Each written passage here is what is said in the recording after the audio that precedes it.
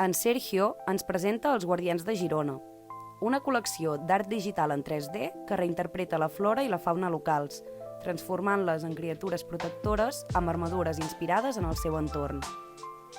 Aquest és un projecte que fusiona natura i patrimoni amb una mirada contemporània. Bones, em dic Sergio Cuervo, vinc de Cadaqués, però actualment visc a Girona. Com una barreja de totes les disciplines del 3D.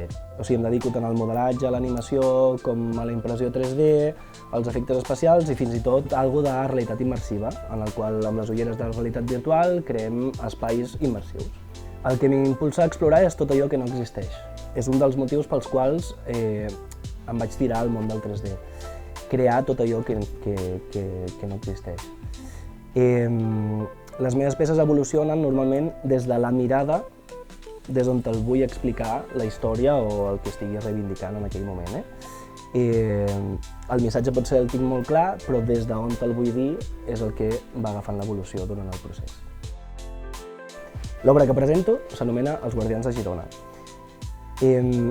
Aquesta es composa de la fusió de la flora i la fauna de la ciutat, convertint-la o transformant-la en protectors de la ciutat, agafant els animals més comuns, com podria ser la granota, a la qual trobarem una granota bípeda amb armadura, en el qual el seu escut és un nenúfar, la seva llança és un jonc i els canons amb el qual defensa la ciutat està fet a partir dels lliris grocs.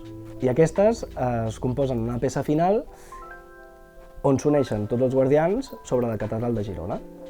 L'exposició ve acompanyada d'un vídeo on es mostra el procés de creació d'un dels personatges, perquè es vegi el pas a pas fins a arribar a la peça final. O sigui, l'objectiu del vídeo és poder mostrar a la gent el procés que té la creació d'un d'aquests personatges, no? O sigui, perquè molts cops en tot aquest món més digital ens pensem que la creació és superràpida o que et ve donada per intel·ligències artificials i té un procés igual d'extens que algo analògic.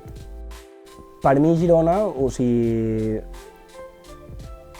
un dels patrimonis més grans que té Girona és la seva flora i la seva fauna. I per mi és una ciutat que té molts pulmons en el qual hi ha molta vegetació i és el que protegeix en si a la ciutat.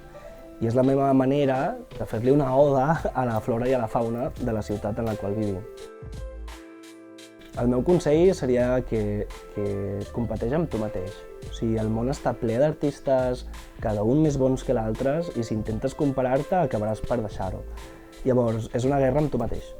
Si tu ets millor que tu mateix fa 2 anys, ei, estàs guanyant.